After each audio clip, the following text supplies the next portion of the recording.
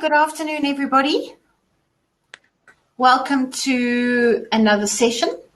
I'm delighted to welcome NICKY MBELEBELE to this session. She's going to be talking to you on becoming money smart. Very exciting. And just a little bit about NICKY. She's had over 20 years of banking experience in various positions.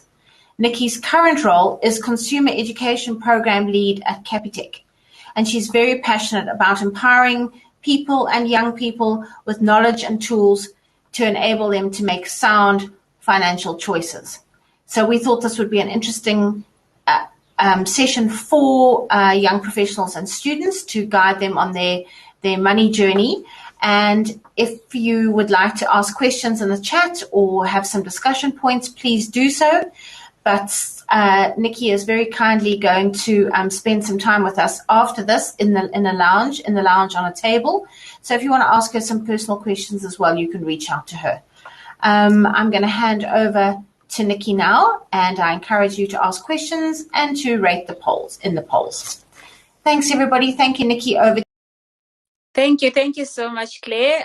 Thank you for inviting me. I'm quite excited about joining this amazing day and just sharing a little bit of what I know. I think in terms of what Claire has shared in terms of my background, I love banking. I have been working in banking for quite a bit.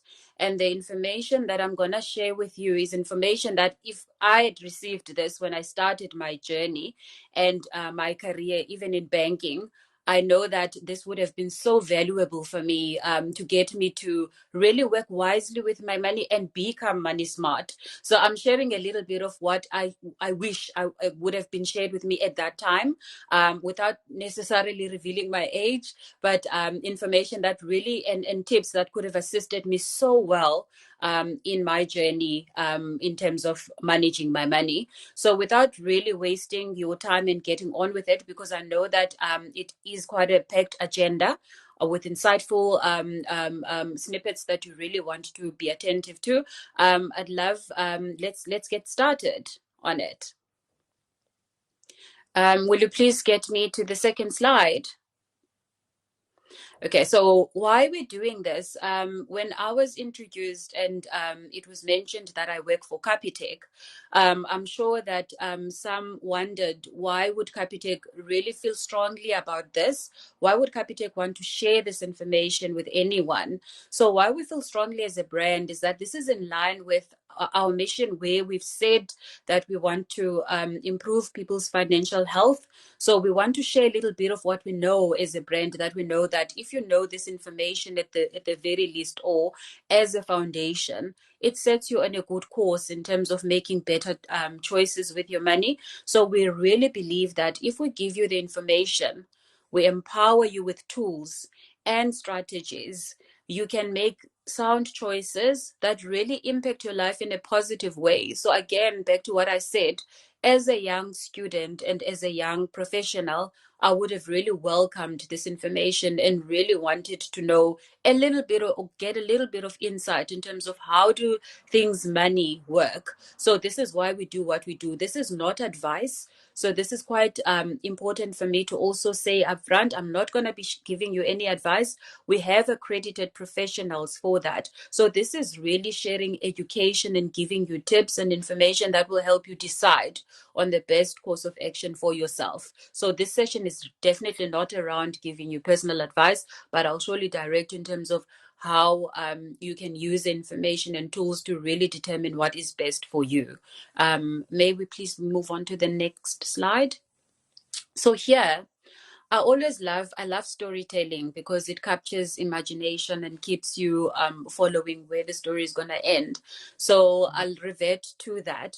So what we also are quite firmly strong on is that in terms of your money, if there isn't a goal that you've set up, and this is whether you are a student or you've just started working or even seeking employment, what is first and foremost is that there must be something that drives you in the morning. There must be this one thing that you know, if I can just work towards that. It can be in the short term, it can be in the long term, or even medium term. So when we talk setting money goals, we're really talking about that one dream that you've got. It could be as fickle as saying that I want to purchase a laptop in the short term. So this is the one thing that you know that every morning I'm driving myself towards that. So by setting a smart goal, you are putting a time to it. You're specific in terms of what it is you want to achieve, and you also ensuring that it's realistic. You're not saying that I am gonna win the lotto next year, because it's not realistic. You don't know what goes into that. So this is in essence where we encourage you as this young person, have something that you really achieve. It could be something that you place on your vision board, or it could be something you paste on your TV, on your fridge screen, but something that will remind you that this is the reason that I need to put steps in place, because I need to get to that. I need to achieve that. May we move to the next slide? So here we set these goals. I did mention in my previous slide that when you're setting these SMART goals, you also are guided by when do you want to achieve this. Because if it's something that is for the short term, we give you examples there of the things that you can look at for the short term, and things that you can consider for medium term and long term goals. So for your short term, we're looking at things like paying off a student loan. You set a time limit to it, and you're saying that I'm going to put everything that I've got towards achieving this in this period of 2 years. And then if I'm looking at something more medium term, I know that I've just started a job and I'm considering getting a car.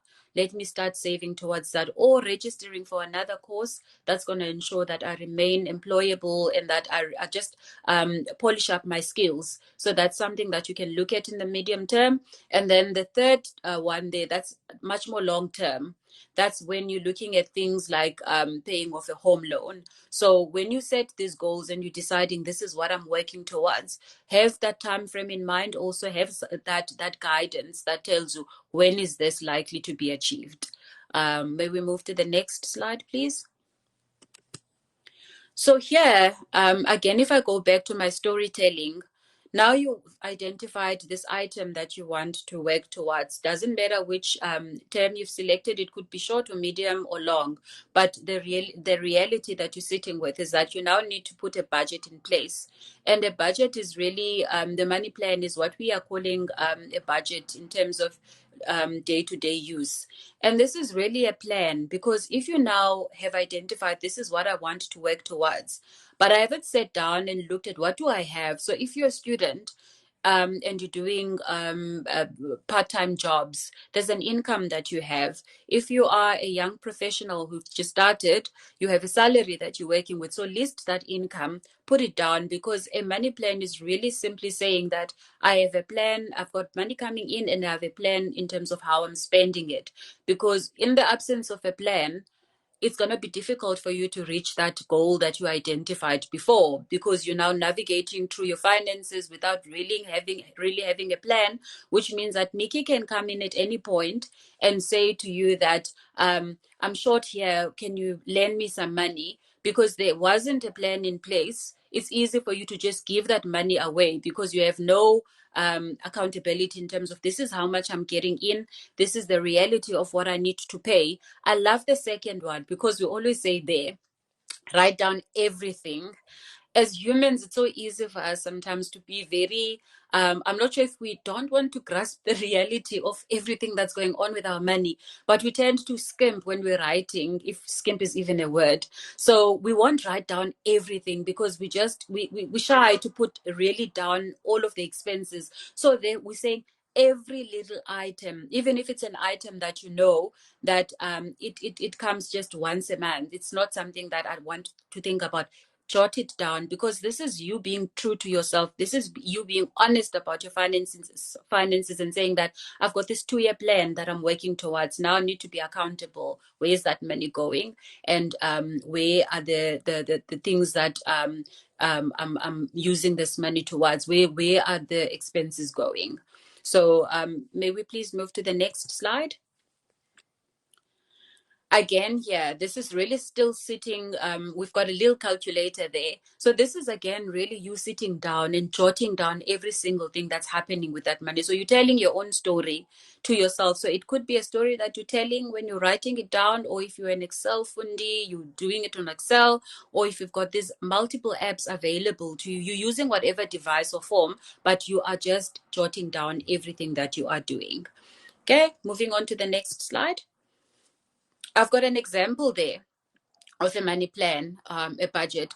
You would have received a resource. If not, I will share that also, where we have this budgeting template. It's a booklet that we have for young career starters and also students that can pick up a few tips in terms of managing your money. So this budgeting template for the presentation, you will see that it's not as big, so you wouldn't be able to fill in anything, but there's quite a couple of places that will give you a fillable budget.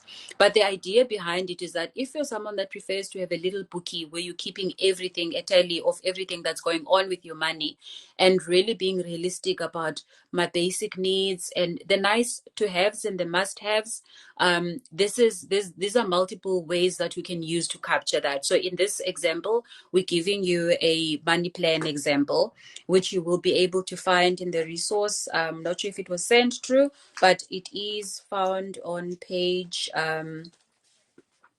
give me a second, it is on page 58 in the resource that you might have received or you will soon receive. So again here, what I want to always stress is that look, be realistic, because you're the only person that knows how much money you get. You're the only person that knows how are you spending this money. So jot it down, tell that story to whichever device you use to capture that budget. So that is what we are saying in this slide. May we move to the next one, please?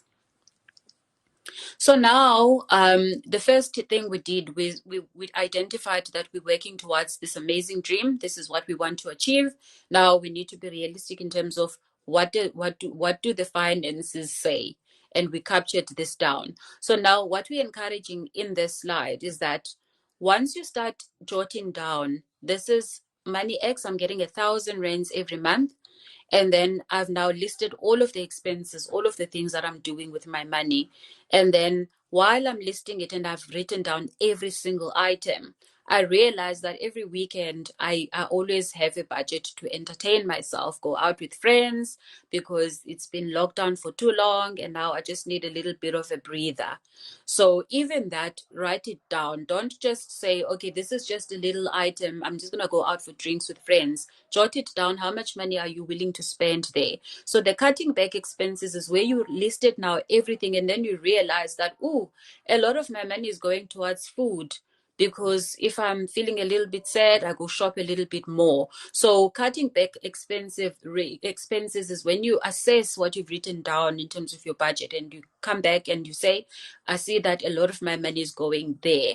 I've got subscriptions that I'm not using anymore. And here, what we always find is that because a lot of these things pop up on our phones and it says it's a 3-month trial, and then after that, you don't notice that it's moved from being a free trial. It's actually now started charging you for it. So it's those things that look at those little items that you might not be paying attention to, that there's a subscription that you no longer need, but it's still going off as an expense for you. So that is what we want to land with this slide. May we move to the next one, please? So again, here we give you little tips when you are cutting back expenses, things that you really need to take note of. And these are things that are easy to do. So the first one, and we noticed this, as I said, I've been in banking for a long time, and I've worked a lot with different clients.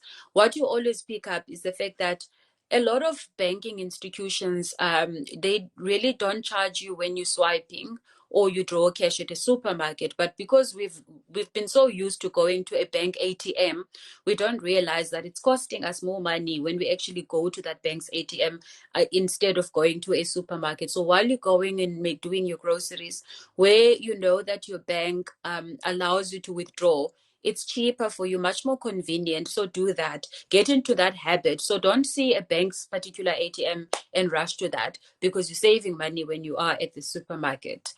And then the second one is use cell phone banking. I think with the pandemic, we have been forced to really consider using cell phone banking, because we were not able, because of lockdown, to go into physical banks and branches because of our safety and the regulations. So cell phone banking has become your saving grace, because again, your banking institution will have multiple options. You can now tap to pay, you can use QR payments, you can do transactions on the phone that in 2 years before we were not even dreaming about. So I think with the pandemic, we've sort of been forced to look at using cell phone banking. It's much more convenient for you, rather than standing at an ATM again, drawing money to pay Nikki that you owe. Rather transfer the money to Nikki and not use physical cash. The third one is, again, use your debit card. Swipe. It's much more easier than you drawing any money. Use your card to swipe. Again, these sessions, it's information that you know, but sometimes you need Nikki to remind you that be money smart, save where you can, because every little item, you might look at this slide and say, these are easy things, but this money adds up, and this money will help you towards getting to that first starting point where Nikki said, think of something that you want to achieve and what effort are you going to put in to get to that, and saving a little bit here and there, you increasing that your chances of getting to that dream that you identified in the beginning. May we move to the next slide? So now you've identified, I've got a budget, I've put it down, and I'm committed to it, I'm fired up, I'm going to do this. You now identified also where you wanted to cut. This step it is also very important, because here a lot of us, we jot down these budgets and then we close it, because Nikki reminded us at the conference and said we need to jot it down, or we need to capture it on Excel, or which other device you use. So what is always important is that check it after a while. After that budget, if it was a budget for October, in November, I'm expecting you to review that budget and see how are you tracking. Did you stay within? Did you commit? If you said that towards groceries this month, I'm only really allocating 100 rands, and entertainment for myself is 100 rands. Did I stick to it? And the importance of this is that you can correct where it needs to be corrected. You can just pay attention to where you know that I went a little bit over here than what I committed to doing. Because if you don't go to review, it's all good and well to write it down. You'll never get to achieve that item that you identified in the beginning, that this is where I'm going, because you're not keeping track of what's going on. So it's all good and well to cut and do all of the things that we said, but you also need to track and review and revise. So that's also as important. So next slide, please. Again, here, I've mentioned this before, and I said that if you wanted to now track and see how did I fare, am I still on track? Am I doing what I committed to doing or what I said I'll do? Then you can again go back to the budget that you wrote down, or you can look at a money diary if you are someone that really wants to keep that, or your banking app. If your banking app has that functionality where it actually gives you a breakdown of where your money went, don't ignore it because you're scared that you may have fell. Because I think the one important lesson that we see here is that even if you made a mistake in month 1, you're not going to repeat that if you committed in month 2. So be kind to yourself and commit to what you said and learn from what you did before, and not repeat that same mistake, because it's going to deter you from getting to your goal.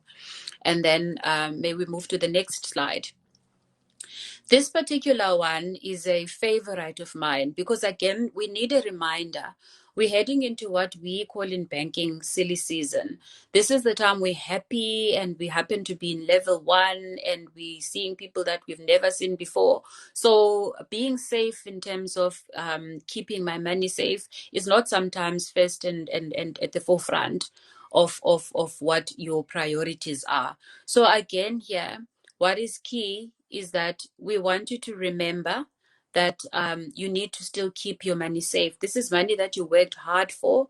Now you have already identified things that you want to do with it. So here we want to remind you, please be safe, especially leading into December period where it's holidays, and you are going to be bombarded with a lot of things, and a lot of people are out and about. Be very careful in terms of what you're doing. Sharing your ATM card and your PIN, it's things that you might think, why is she sharing this? But we see this on a daily basis, that it is a huge problem. And when I say we see this as bankers.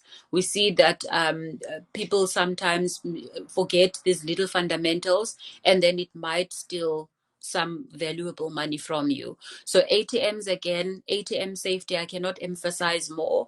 You know, the ATMs that even if you always get an uneasy feeling when you know you're going to a space that you shouldn't be at, or you shouldn't be withdrawing. Trust that instinct and stay away from there, and try to be safe and keep your card safe and keep your PIN safe. That's what in essence we want to remind you of here.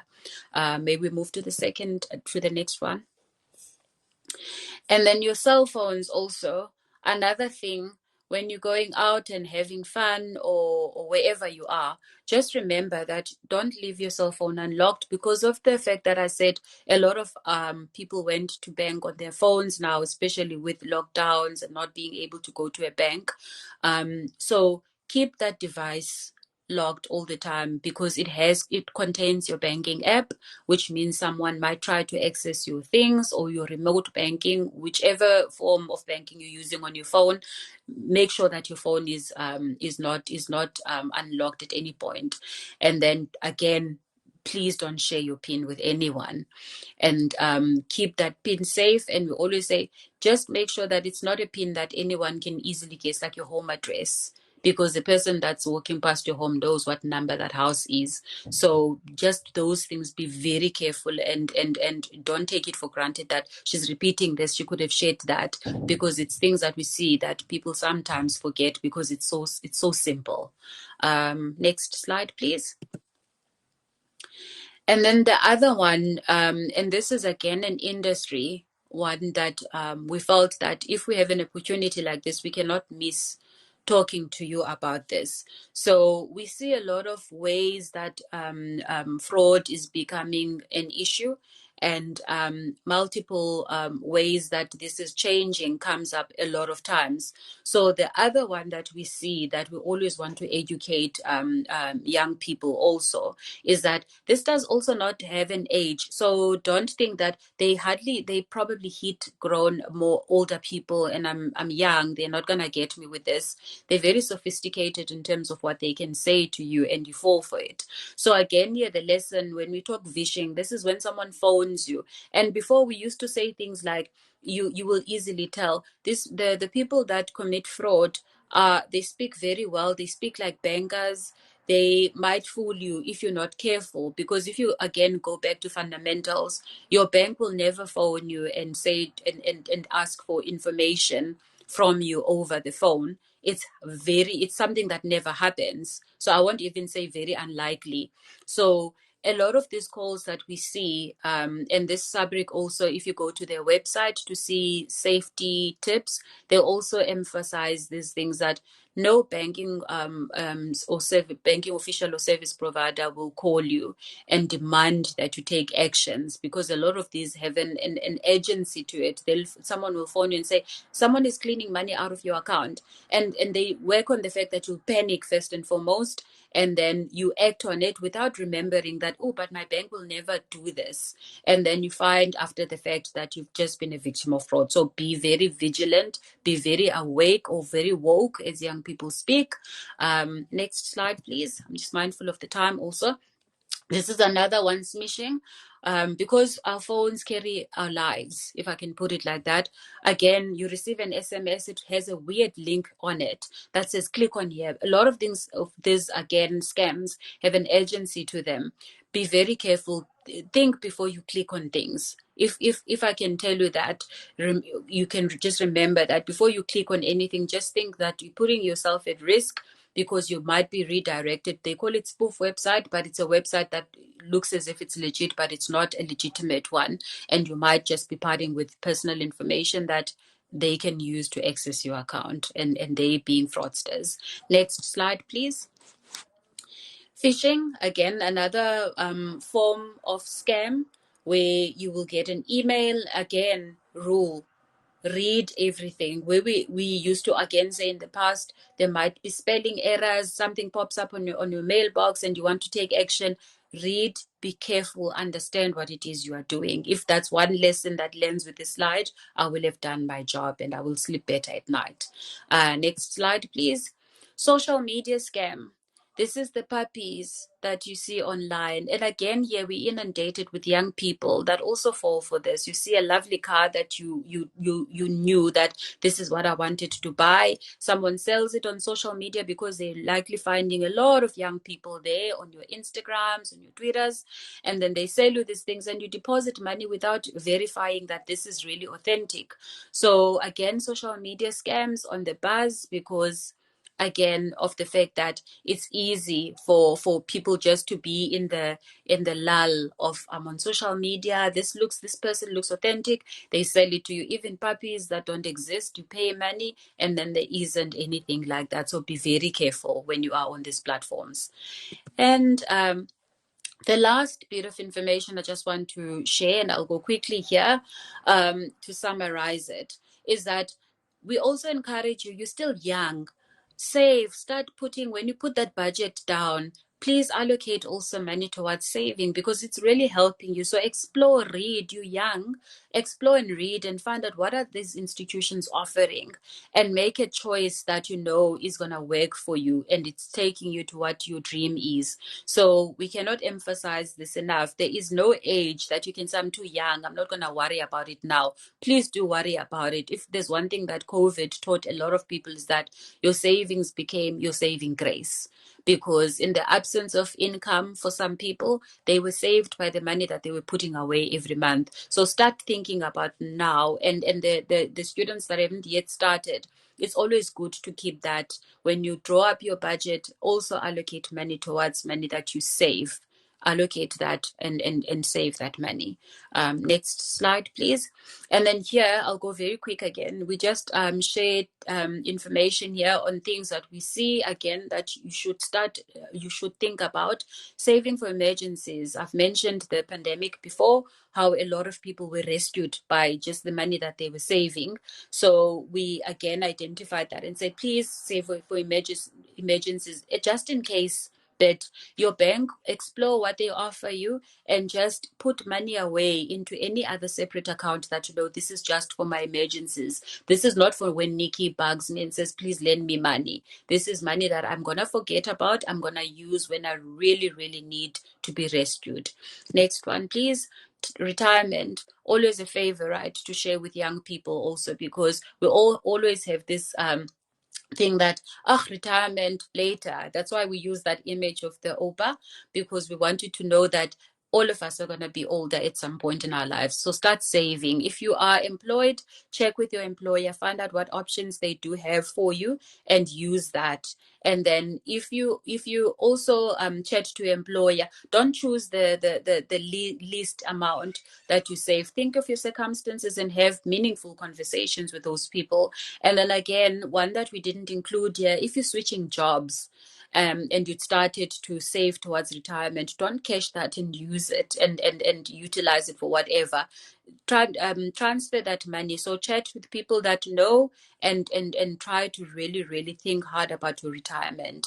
And then we say there again, because this is not advice, once you've done your research and you've established what will work for you, then speak to an FSCA registered financial advisor to really take that further and assist you on your best options. Maybe move to the next one. And then save towards your goals. So your emergencies, your retirement, and your goals that you've identified. It's also important that you put money away towards that. Next slide, we really talk compound interest. I'm not going to talk a lot on here. We can proceed to the next one again. We give you examples there.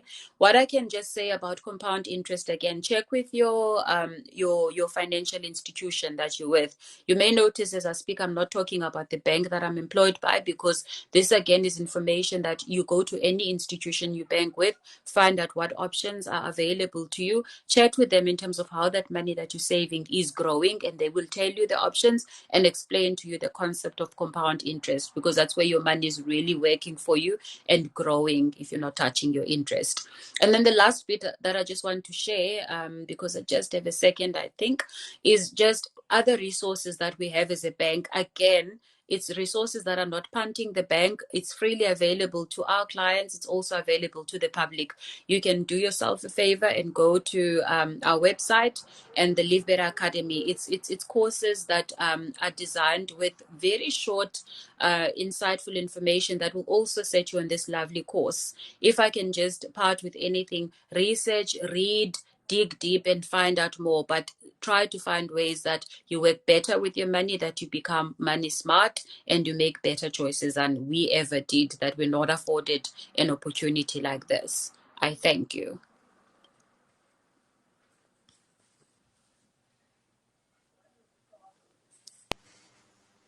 Thank you, everybody, for your comments. Thank you, Liesl, for always engaging. That's fantastic. I just wanted to thank you, Nikki, for that really sound, very practical presentation. Amazing. We'll share both those links with the delegates, and we will also email the presentations, because there was a lot of great content there. Thank you so much. Thanks for the amazing advice, keeping people aware of all the probabilities of phishing and all the things that can go wrong. And my 2-minute advice is, as Nikki says, is to engage with a financial advisor early on in your life and really build up a relationship with them. And awesome. Remember that the slides are being shared. Please rate the polls. And we look forward to your engagement in the next session in 4 minutes' time.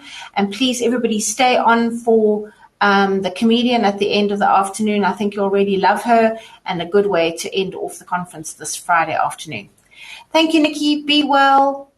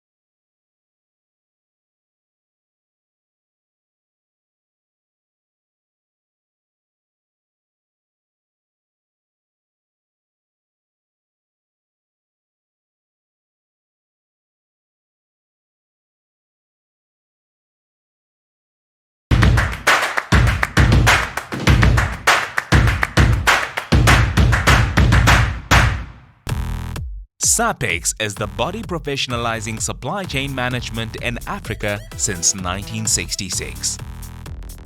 53 years of commitment to supply chain excellence in Africa, whilst growing, empowering and sustaining a vital community of educated supply chain professionals. Supply chains are at the heart of every organization, and supply chain competence is the catalyst for economic growth and transformation. As supply chains become more complex, skilled and ethically accountable management is essential. But where are those professionally designated and ethically accountable supply chain professionals?